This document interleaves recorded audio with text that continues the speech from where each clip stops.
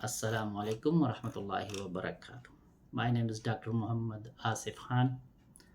I earned my master degree in Sweden from Malmo University, where I gained exposure to the European perspective on innovation and strategic management. And I completed my PhD from Venus University, Jakarta, Indonesia, specializing in entrepreneurship and business uh, management.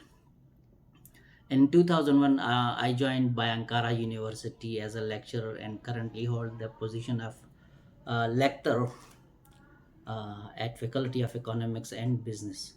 I am responsible for diverse portfolios of courses in business management at Faculty of Economics and Business, including entrepreneurship, organizational behavior, and business intelligence, as well as the other subjects aligned with them.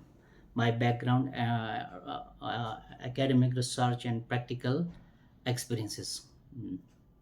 My strong personal and professional interest in business intelligence stems from its power to transform transitional business practices and to the modern data driven strategies. I firmly believe that the business intelligence is no longer just a technical subject, but a critical capability for today's entrepreneur, and manages to generate sustainable competitive advantage, support strategic agility, and a foster to the final aspects of innovations. Uh, Further, an era characterized by rapid technological change and intense global competencies or competition, mastering business intelligence skills is indispensable for my students uh, pursuing a career in business or entrepreneurship or organizational leadership. So, in designing and delivering this course, I ensure full alignment with the Ranchana Pamblajaran semester RPS by mapping learning outcomes relevant to the industry. Like we have a specially written specific book for this purpose. So also this is very interesting book, very relevant with this the class atmosphere that makes the students uh, mm, equipping their skills with the industry requirement. So we make it very clear the course covers critical areas such as the data driven, because the outcome of the course is actually we should be capable of making good decisions after driving strong data, after looking into strong data. We can make a visualization presentations or display by dashboards. We have also in this course business analytics, how we analyze, we use the tools like Microsoft BI or Excel, or we have many other tools, smart PLSR or Pythons we use inside this program. And we enrich the skill of the students for this by covering the main things in the program. Like in statistic, we use Smart PLS, or we use Amos, or we use some other programs for calculating the data means or standard deviations and its reliability. And finally, we make some suggestions for specific purpose after conducting a research. So this is some one is very relevant but subject, but it accompanied with the matching the core competencies of students with the industry. So in this course students get very good experience. My teaching Now I will discuss my teaching philosophy is strongly based on the student centered approach. I structure each class into three integrated segments to maximize engagement and deep learning. And the first part, while we are starting the class, uh, uh, I introduce the topic by explaining the relevant portion with its the what we have instrument like RPS. So I explained to the students with very clearly that today's goal are this, and we will be covering this topic like by this way. Its expected learning outcomes and how the topic links to the broader goals of the program of this course. So in the second part, I ask students to make them responsible for conducting some prepare and delivering concise presentations what they learn from first integrated part. So after analytical thinking and creative approaches, they do presentation. This foster their research skill and their present speaking skill, and further their understanding skill also. They cover it skills and builds the confidence within them. Finally, the third part of the session is dedicated to the an open interactive discussion between me and my students. So we discuss openly what we learn actually from this session and critically reflect on the topic, and we connect this thing with the what how we learn and connect with the theories. So and explore whether we have an alternative approach there besides what material today we learn, whether we can have another things to discuss instead of these things. We make this experience in the classes. In the next videos coming, you can see how we engage our class activities. This methodology, like student-centered methodology, makes not merely memorize the information but practically actively engage the knowledge creation within the students. So critical evaluation. Intelligence itu apa? Jelas gak? Kita sudah ada practical sama theoretical outcome. Gagasan. Sama kan? Idea?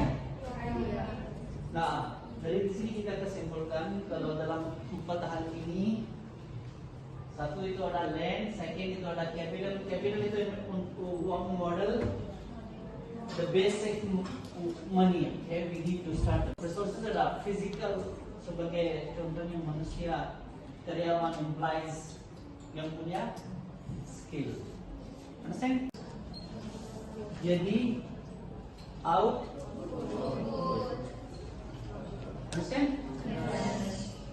Kita ada bahan baku dilewat oleh proses ya, proses. You know proses? Ya. Di chemistry kita ada proses.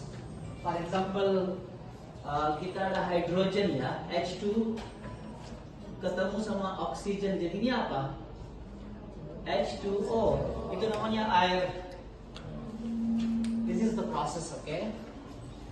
So untuk input kita kemarin kita pernah belajar sudah punya, but idea tidak ada. For that we need an idea, okay? Pentingnya di situ. Nah, dalam ekonomi, dalam teori semua yang disebutin ini semuanya penting. Nah, antara paling empat ini yang paling penting itu enterprise, okay? Nah, dari situ sekarang sudah ada modern theory, entrepreneurship atau innovation atau creativity, okay? Kita sudah belajar di dalam mata kuliah ini, course ini terakhir sesinya. Kita sudah belajar gimana kita bisa dashboard atau presentasi atau data warehouse atau data mining, simpan semuanya di situ, oke? Nah, and its application and practices, oke? Nah, gimana kita bisa program kayak Google Looker ya?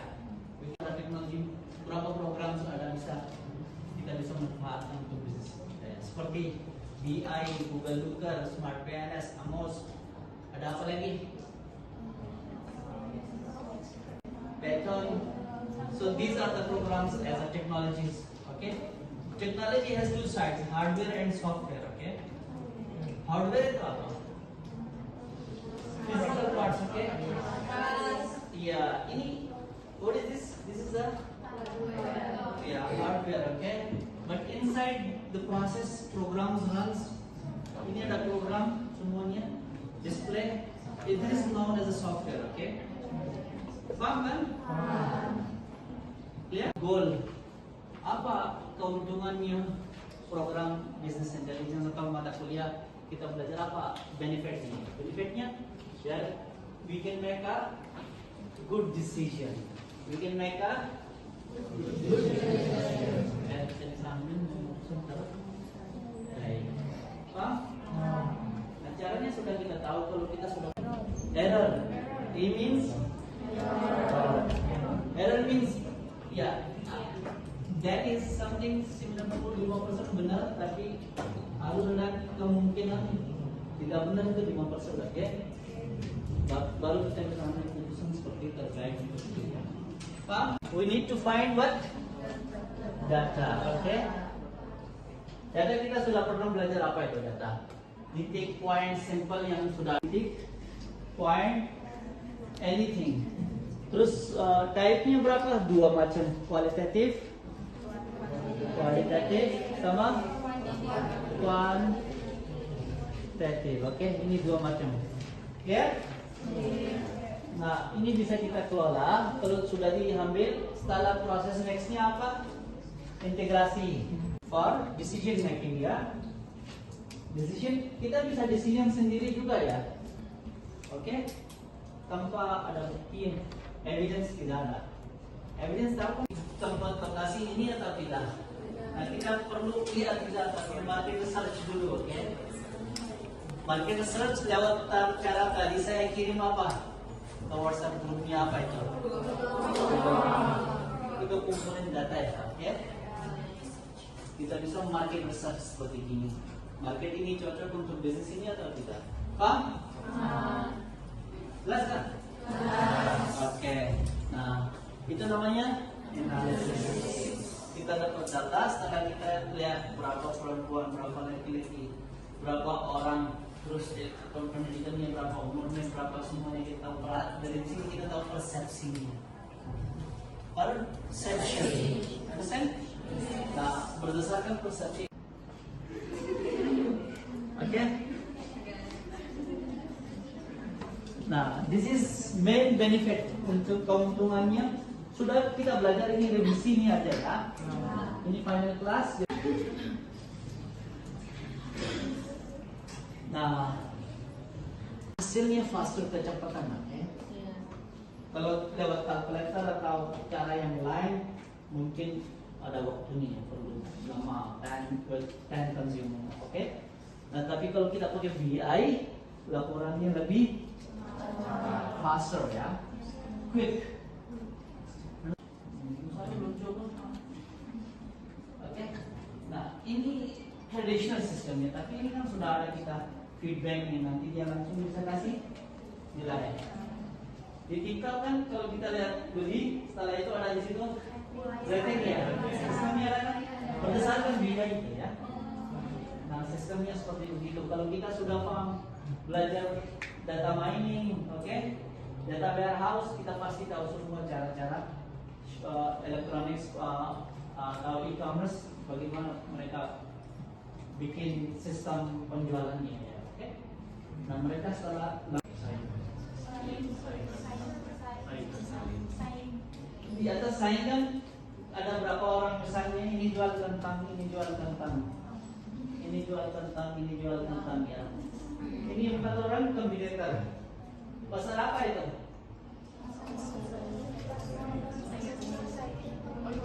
Berapa orang? 4 orang. Jualan produknya sama. Identical produk ya, oke? Nah, sekarang ada 1 orang lagi ya. Misalnya ini ya. Dia jualan kentangnya dipotong, kentangnya dipotong. Setelah itu digoreng, diplastikin jadi chips. Nah, ini nggak ada lagi kan? Ini orang kreatif juga ya. Nah, jadi ini pasar apa? Nggak ada yang saingannya, oke? Ya. Jadi pasar seperti begini kita ada, dia punya competitive advantage. Yang lain nggak ada bisa bikin. Dia sudah punya, tapi ini belum punya. Ini 4 main resources perusahaan yang punya. Oke, perusahaan kita bisa sebutkan dengan nama organization, company, entrepreneurship, terus e-commerce, terus business, terus syndicate, terus apa lagi, firm, ya, understand? Nah, so dengan cara memakai business intelligence mereka bisa good resources management. Resources ada berapa macam?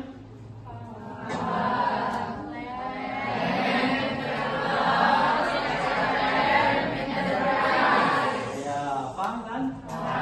So, mereka bisa kelola dengan baik. Kalau tidak ada sistem seperti BI, ya, oke? Ini sudah ada reporting. Itu paling penting komponennya karena kita butuh report. Banyak dulu kan kita pernah tulis report laporannya, tulis pakai pensel atau kan. Itu ada tadinya ya, oke? Relevan kalau dice-nya begini, satu.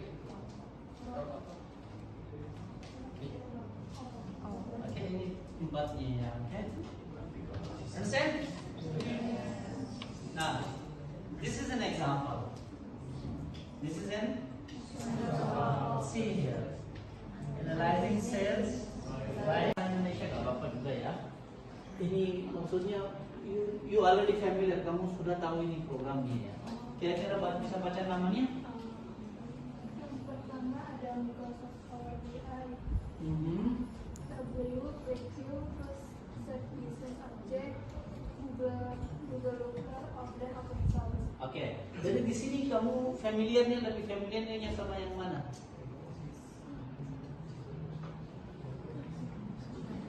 Di sini nggak ada yang kemarin kamu. Proaktif and detektif, oke? Prosesnya. Berdasarkan ini kita bisa tahu. Nah, kalau ada kejadian ketipuan, fraud dalam bisnis, kalau ada business intelligence kan pasti kita tahu. Ini udah lama kita dari 1 bulan kita usaha sebelumnya. Cari capital manusia ya, oke? Human capital, bukan capital uang kan? Tapi cari human orang bagus atau orang pintar bisa capital atau bisa harta untuk perusahaan. Paham? Precious thing for company. Jadi kerjanya hanya cari orang yang atau yang punya skill yang terbaik. Okay. Jadi kalau kalian punya skill BI, business intelligence, pasti diterima kan? Understand? Oke. Nah, final we have bisa dipakai untuk ukur risiko. Setiap tempat, setiap bisnis ada risikonya, risk sudah ada, oke? Bisnis yang bapak-bapak diam ya. Bercanda ya.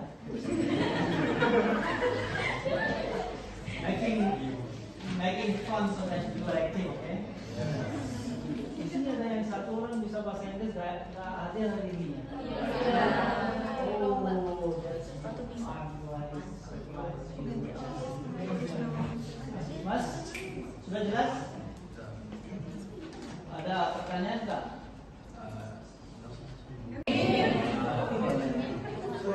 Excellent. Nah, sementara ini sisi terakhir, jadi kita tutup dulu di sini dengan kalau ada kesalahan dari saya atau kekurangan dari saya, mohon dimaafkan. Kalau ada mungkin kita kan nggak semua.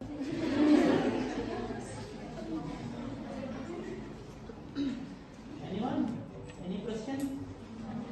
No question? Dari di sini semua ada malu pertanyaannya. Hah? Atau sudah jelas ya? Saya belajar dari kalian juga ya. Seperti kita ini apa? Ini bisa sendiri ini kalian planning loh. Untuk finance gimana caranya investasinya, di mana proyeknya, mana kita ambil. Understand? Make sense? Di sini kita bisa pakai, setelah itu kita bisa pakai supply chain atau logistik atau inventory ya. We can keep a good record of our manufacturing, okay? atau transportasi, gimana caranya biar dengan baik ini bisa sampai produk. Oke, thank you very much Mas. Mesin, jadi rajanya hilang, empire kita juga hilang. Artinya bisnis kita juga mau kan? Make sense? Ya, berdasarkan konsep ini oleh ada proses untuk multivariate data, multidimensi. Oke. Nah sekarang kalau kita mau dimensi 3, kita baca data ini. Paham? Kalau kita mau baca 5, kita baca. Kalau kita mau lihat 4, kita baca ini. Itu namanya multidimension. Oke. Kita bisa putar atau shorthand. Nah, kalau kita mau OLED, if we are working on OLED, we should know how to make a analysis for multi-dimensional system. Like kita ada lokasinya, time-nya atau produknya. Satu perusahaan kan nggak mungkin ada satu produknya, ya, oke? Mereka Unilever aja, Unilever tahu kan? Okay. Apa itu?